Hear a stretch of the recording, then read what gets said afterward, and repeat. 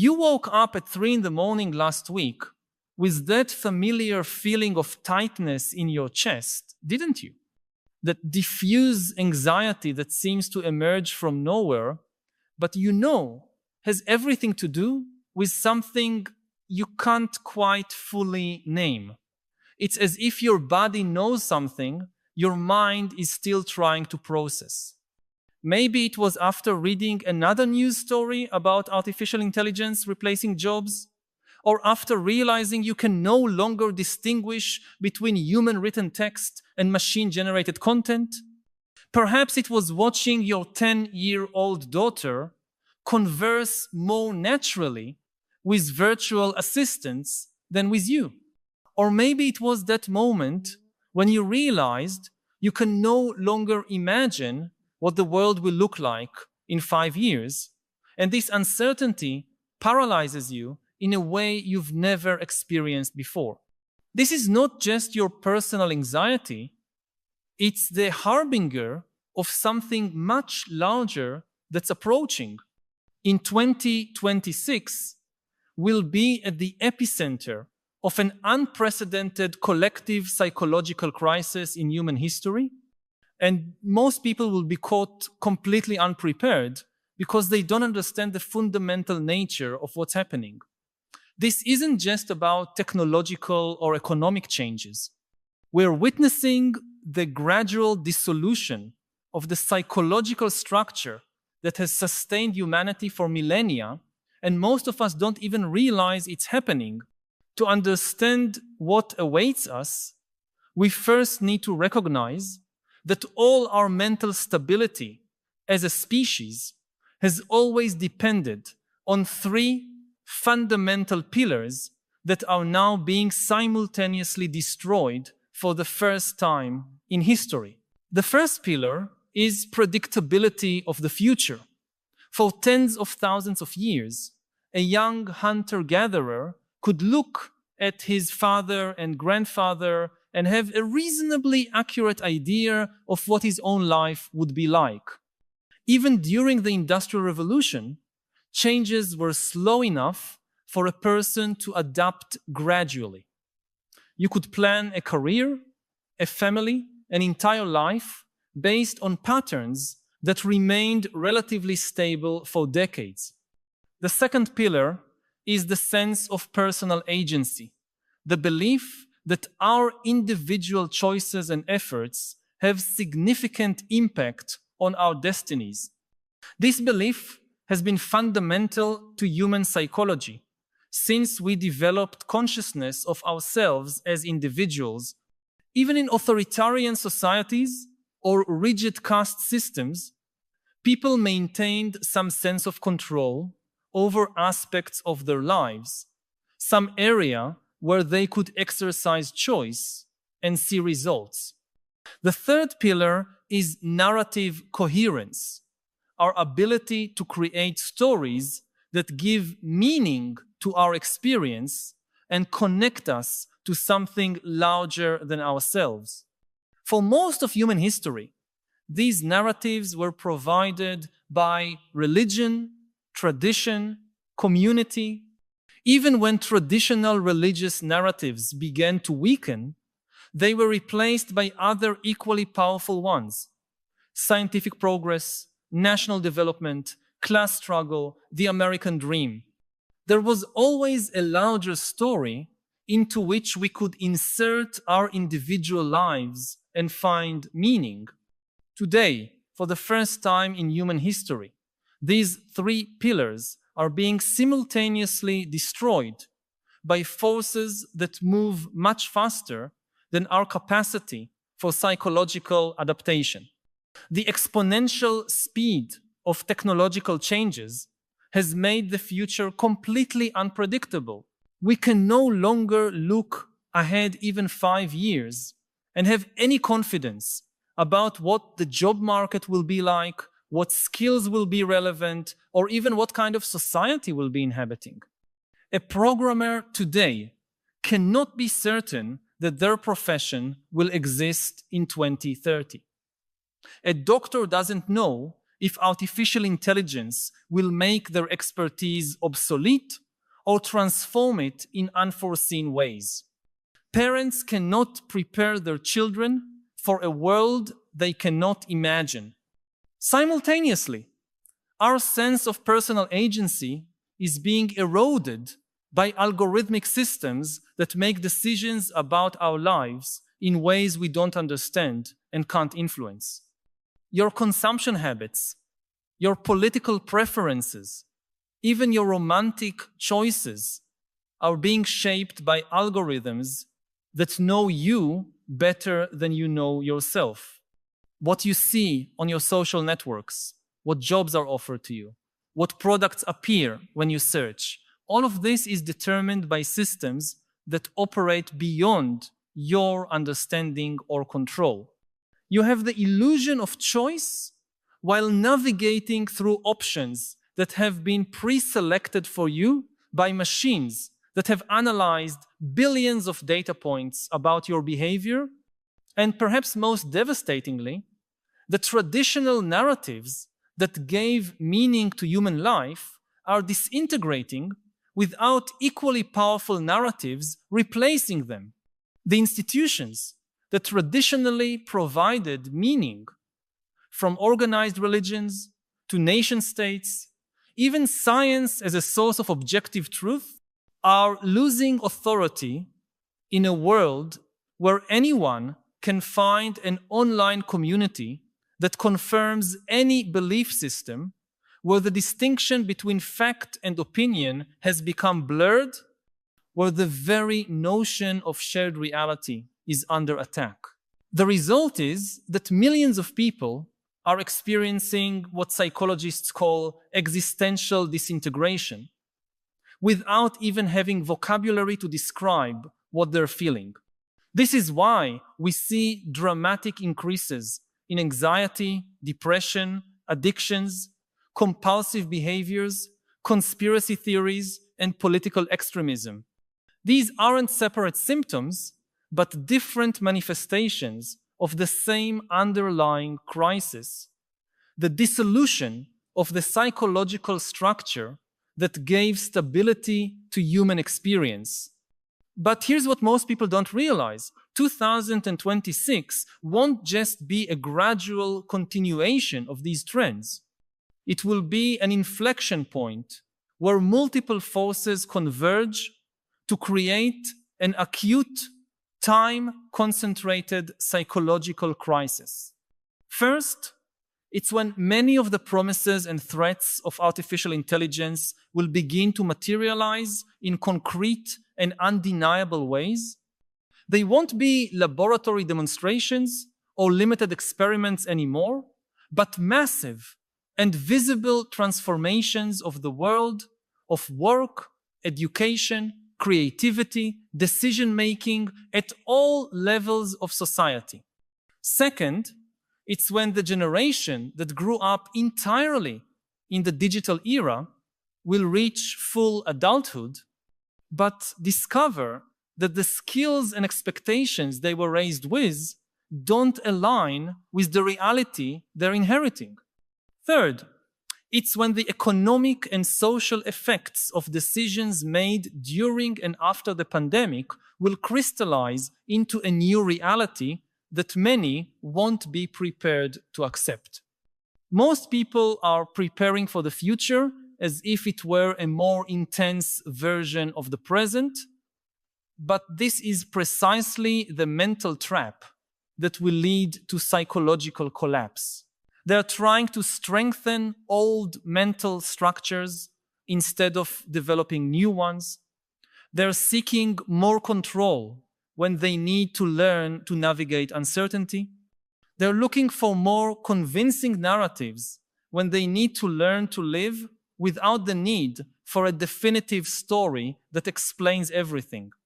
The fundamental difference between those who will successfully navigate the crisis of 2026 and those who will be destroyed by it will be the capacity to embrace what we might call existential flexibility. This doesn't just mean being adaptable or resilient in the traditional sense. It means developing a completely new form of mental structure that can function without the three traditional pillars I mentioned. Instead of predictability, we need to learn to find stability in impermanence itself, to develop a sense of continuity that doesn't depend on knowing what comes next. This requires a fundamental shift in how we conceive of time and planning. Instead of trying to predict and control the future, we need to become experts at perceiving and responding to the constantly changing present.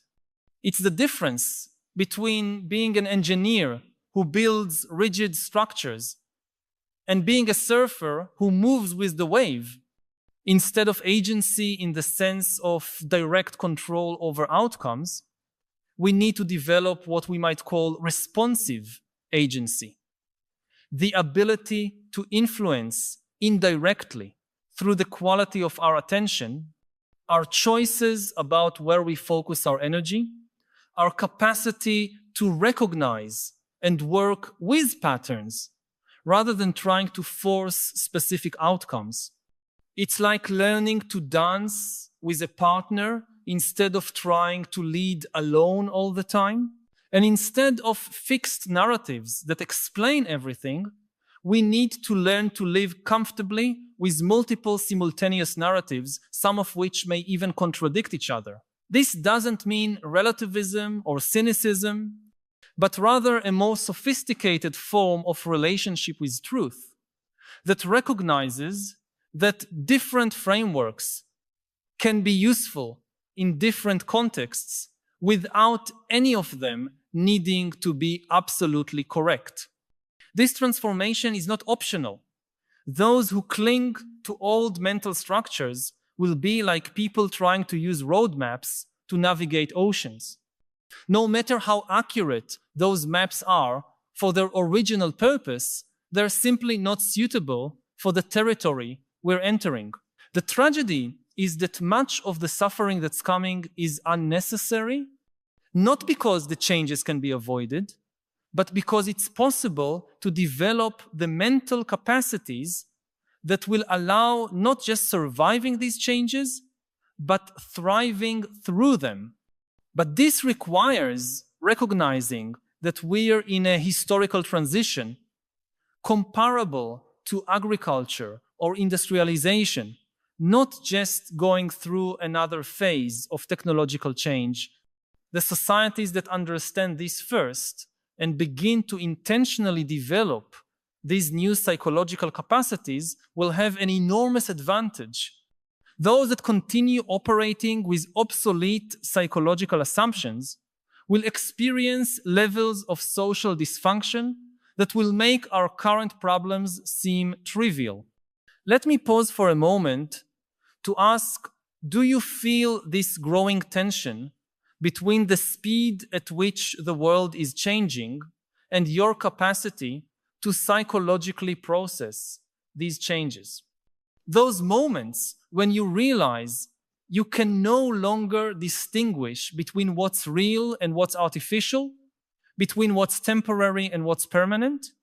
I know many of us keep these concerns to ourselves, perhaps out of fear of seeming like we can't keep up, or for not having adequate words to express something so fundamental. But your experience is valid and probably shared by more people than you imagine. Share in the comments.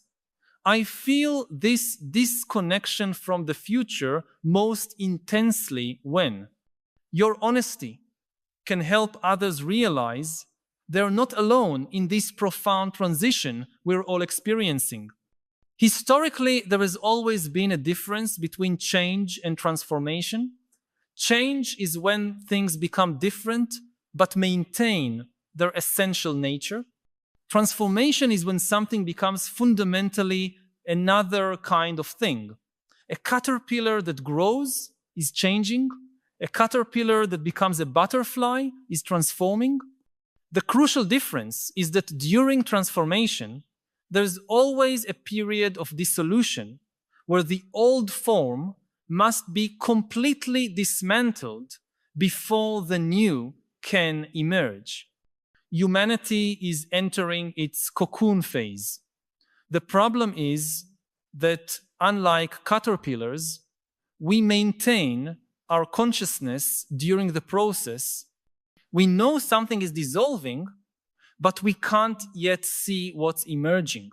This consciousness of dissolution without vision of the new form is precisely what will cause the psychological collapse of 2026 for those who aren't prepared.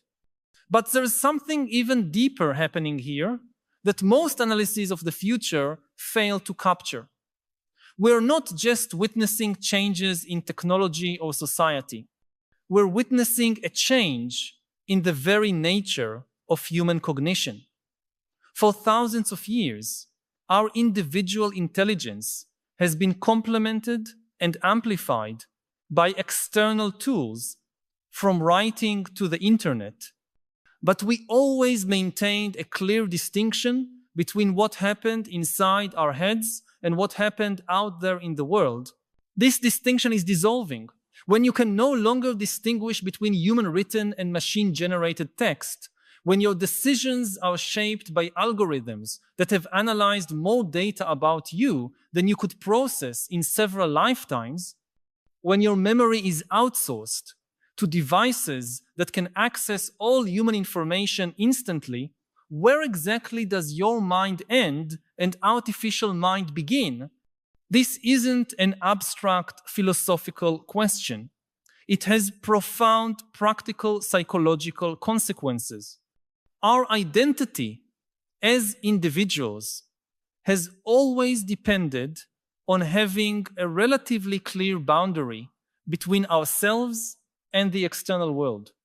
When this boundary becomes porous and ambiguous, we experience what psychologists call ego dissolution, but on an unprecedented collective scale. Most people will try to resist this dissolution, try to strengthen and defend the old boundaries of their individual identity.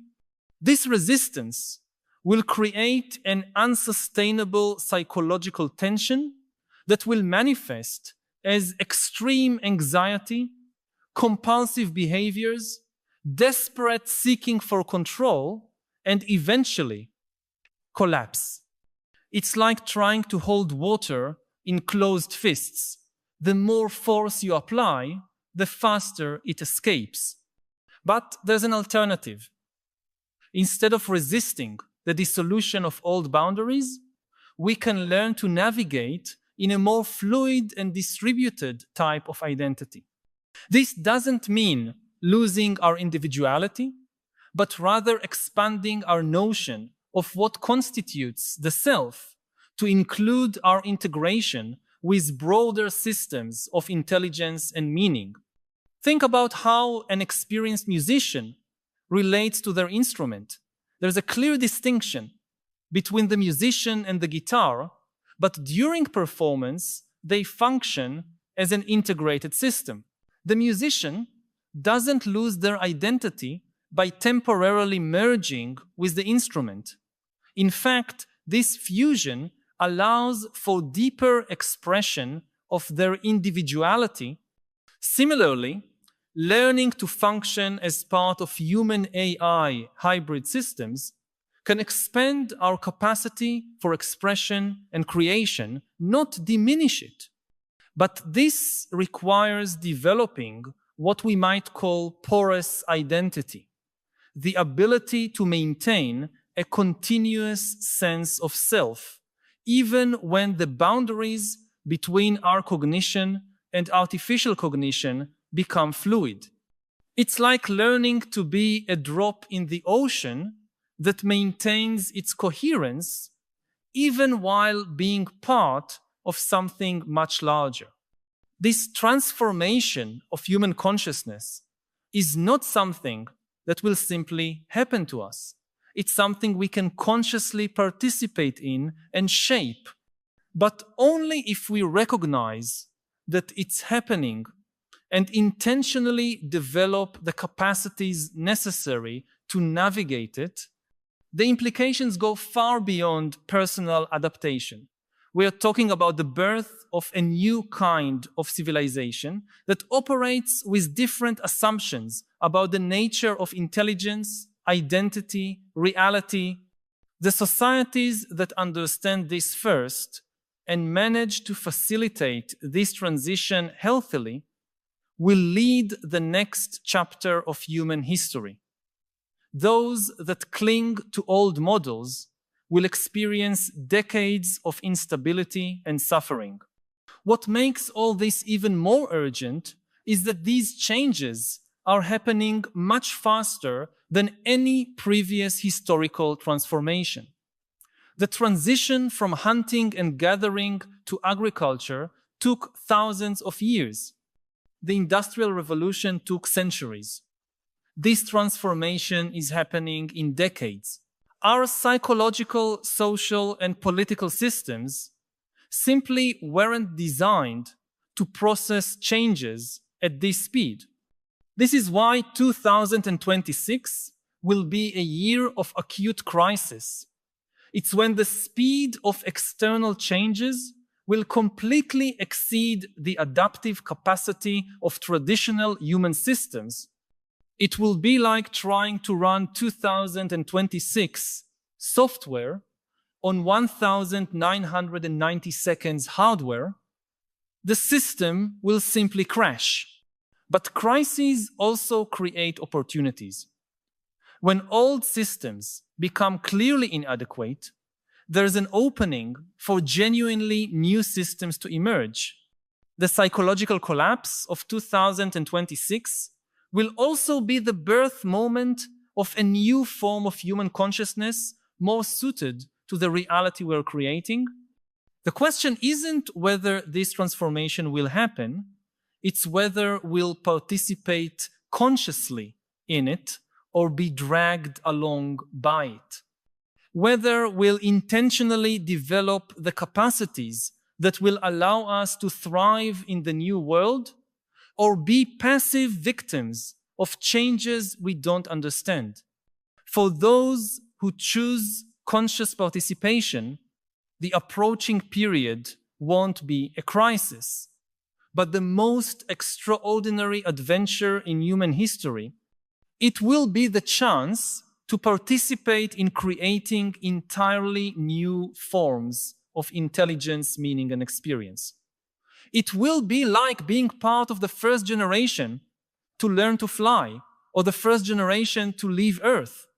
But this requires courage to release the old mental structures that gave us security in the past and confidence to navigate completely new territory without maps.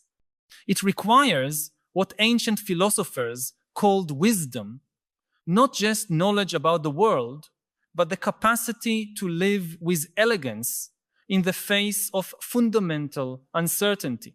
If these reflections have touched something you've been feeling, but perhaps haven't found words to express, know that you're not alone. By subscribing to the channel, you'll connect with a growing community of people who share your concerns and your desire for deeper understanding of the philosophical challenges of our time. Each week, we meet here to explore together the great questions that define our era and to seek not just understanding, but also wiser ways to live amid the transformations we're witnessing. This isn't just a channel, but a space for dialogue and collective growth, where we prepare our minds to consciously navigate the deepest transformation our species has ever experienced. Join us on this continuing journey.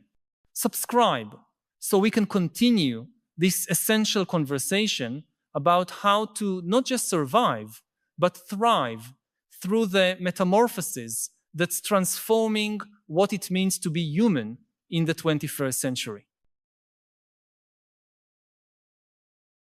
It's just our fortune and misfortune as a species that we think in stories. So if you want to make a point, you have to take the messiness of reality and cast it as a story, otherwise people don't understand. And we have now all these discussions about, for example, climate change. How to make the general public understand what is happening, what is the enormity of the crisis we are facing, what is the evidence supporting it, what should we do? The problem is scientists, including climate scientists, they think in facts, in numbers, in statistics, in equations, in graphs, all the things that make most people fall asleep or just not get it. If you really want to make the public understand climate change, you need a story. When the Industrial Revolution erupted, a lot of people said that the only way to build an industrial society is to build an empire. Why? Because you need to control the sources of raw materials and the markets of the industry. So any country that industrialized, first Britain,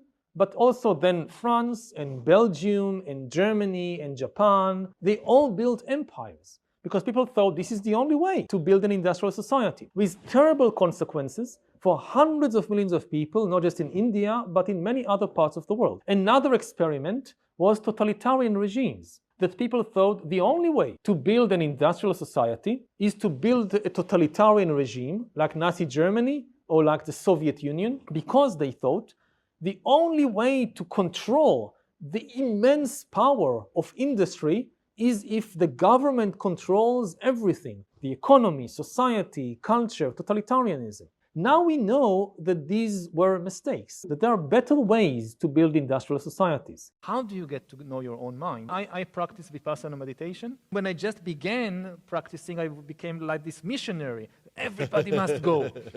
And after some years of just, from empirical observation, it doesn't work. It just doesn't work. Find out what works for you, and then whatever it is. It can be a different tradition of meditation. It can be therapy.